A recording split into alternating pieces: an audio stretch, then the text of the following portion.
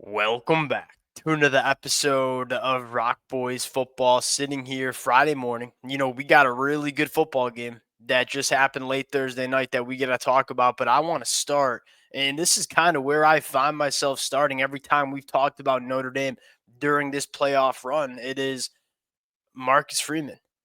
Marcus Freeman has arrived as one of the best head football coaches that we see in the country in the college football landscape. And if you're a Notre Dame fan, in my opinion, you're coming out of the season, regardless if you win a national championship or fall short in this last game, regardless of the outcome, you are coming out of the season looking at the state of this program and saying, we got our guy at head coach for the next 5, for the next 10, for the maybe next 15 years. You have an elite head football coach that a lot of programs are looking for. That's my big deal. You look at this Notre Dame team and say the amount of adversity and I know it sounds cliche. I totally get it. But the amount of adversity this Notre Dame team has seen, you talk about losing to NIU at home, and then you talk about all the injuries that have popped up for Notre Dame along the way. Nobody wants to talk about it. I feel like the national media will want to talk about, well, you played Georgia with the backup quarterback, and you maybe got lucky in this Penn State game. That's not how I look at it. I look at it as a football team that had some of their best football players on their team go down with injuries at different times in the season and just continue to go next man up, grind out football games, and they find themselves in a national championship. You look at everything that's going on with Notre Dame, Marcus Freeman, talent acquisition. We know this guy can recruit his tail off. You look at player development, that's probably been the most impressive.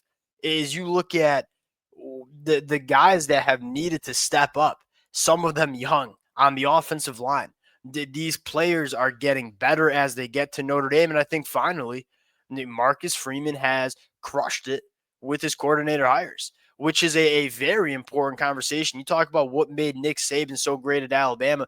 Yeah, Nick Saban did a lot of really good things. One of the things he did the best was always surrounded himself with an elite coaching staff.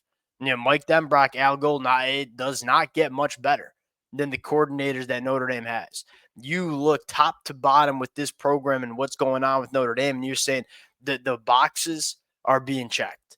Everything is in place for Notre Dame to consistently compete for national championships year in, year out. And I think what's got to make Notre Dame fans feel phenomenal is, look, Brian Kelly left Notre Dame because he didn't think they had a ceiling. He went to LSU and said, hey, Notre Dame, I don't have the opportunity to really win at the highest level at Notre Dame. We can be damn solid, and we saw that under Brian Kelly. He didn't think there was another level for this Notre Dame team to reach. Marcus Freeman, coming in as a first-time head coach, as a young cat, has brought this Notre Dame team to national championship caliber football.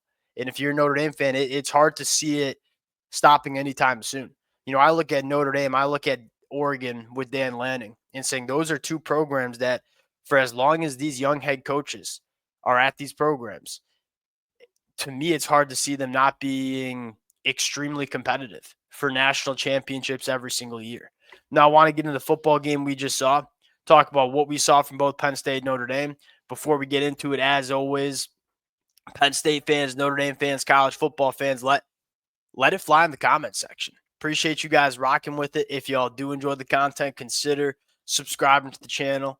Without further ado, let's get into it. And, I think what it really just embodies this Notre Dame team is you look at this football game and say that if you covered up and just showed me a couple stat lines, I'd probably tell you Penn State won the football game, right? That's my biggest take. When we previewed this game, we talked about what team could run the football better. Penn State ran the football better last night. We talked about what team was able to create more negative plays on the defensive side of the football. Penn State had 5 sacks, 8 tackles for loss. Abdul Carter is the best defensive player that we see in all of the country. Notre Dame had 1 sack and 2 TFLs. They lost the turnover battle 2-1, but they figured out a way to win the football game. And I think it starts with quarterback Riley Leonard. And we said this kind of in that pregame conversation as well, and that is, look, is Riley Leonard going to be a top 10 pick in the NFL draft? No, I think Notre Dame fans wouldn't argue with that either. But the kid's a gamer at the quarterback position. And in these kind of moments, you need a quarterback that's a game, especially in this football game that you knew was not going to be dominated by the offenses. Although there was more points put up on the board than I think a lot of us expected, you knew this was going to be a little bit of a rock fight. Dominating on defense, playing field position, having a quarterback that can make it happen when it's not pretty. That's probably where it starts. And Riley Leonard was able to do that significantly better than Drew. I mean, you talk about quarterback play. I think there were a lot of people that would have taken Drew over Riley Leonard heading in. And look, Drew is going to be a higher NFL draft pick when he declares for the NFL draft. There's no question mark about that. Riley Leonard was the quarterback you wanted in this football game because you knew it was going to be ugly. And number two, Ray, the moment never seems too big. And then for Penn State fans, and I think this is kind of where you can start with the analysis here. Marcus Freeman and Riley Leonard, a head coach and quarterback, the two people on that football field that you want with confidence and know that the moment won't be too big, didn't seem too big for Marcus Freeman or Riley Leonard. You go to the other side of the football, James Franklin and Drew, and say that the moment seemed big, especially for Drew.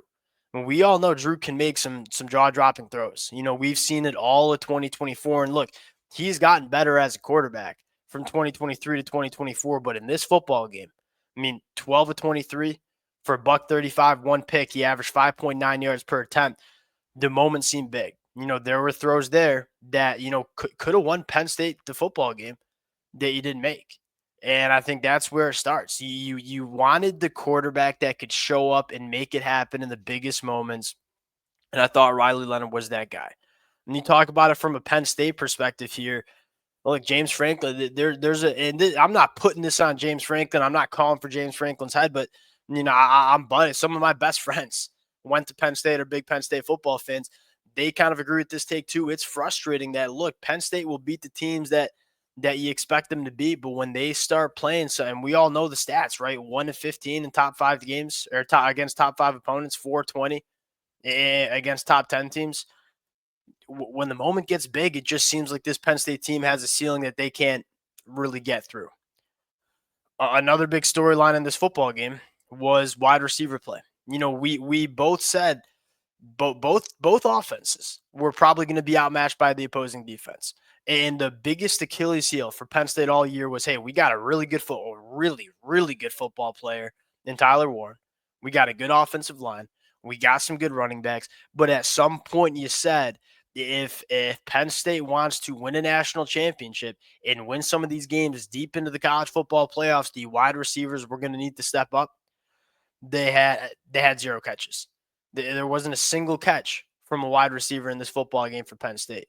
And the game plan was simple for Notre Dame. We're going to play man coverage on the outside. We're going to have a single high, very, very similar to how Notre Dame approached Georgia. Hey, our defensive backs are some of the best in the country. Y'all don't have any good wide receivers. We're not going to do anything crazy here, and we're just going to win our ones. And that's what Notre Dame did all game. Now, to Notre Dame's credit, you saw their wide receivers step up in some big moments. Jaden Greathouse probably highlighting it, but I thought you saw some good things from a guy like Jordan Faison as well. To me, the playmakers for Notre Dame, stepped up and made those plays. You talk about that 50-yard touchdown catch. Whatever team made that play, you kind of had a feeling was probably going to win the football game. And there were not many plays like that in the game, but when that happened, Notre Dame was able to make that play. That's kind of where it comes down to. There's a lot of stats. And third down is probably the last really big storyline. Penn State brutal on third downs. Notre Dame getting it done. There's a lot of stats in this football game, and there's a lot of things that we saw that would say, hey, Penn State should have won that football game.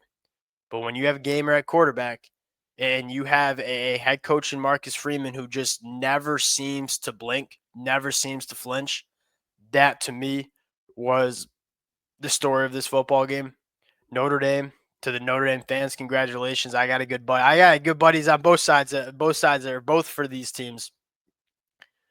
Congratulations. Now the question is, hey, now I'm just texting with my buddy right now. Who do you want to see? I think we all agree it's Texas. You probably want to see a Texas team that I think you can match up against at a couple of different spots versus an Ohio State team that has looked like that Star Ohio State. We ain't going to argue that. But I think if you're Notre Dame, you feel good about going to the national championship, and this team just seemingly knows how to play their best when the moment is the brightest. That's going to matter in the national championship. We'll sign out there. Appreciate you guys rocking with it. If y'all do enjoy the content, consider subscribing to the channel. Appreciate you guys. We'll talk to y'all later.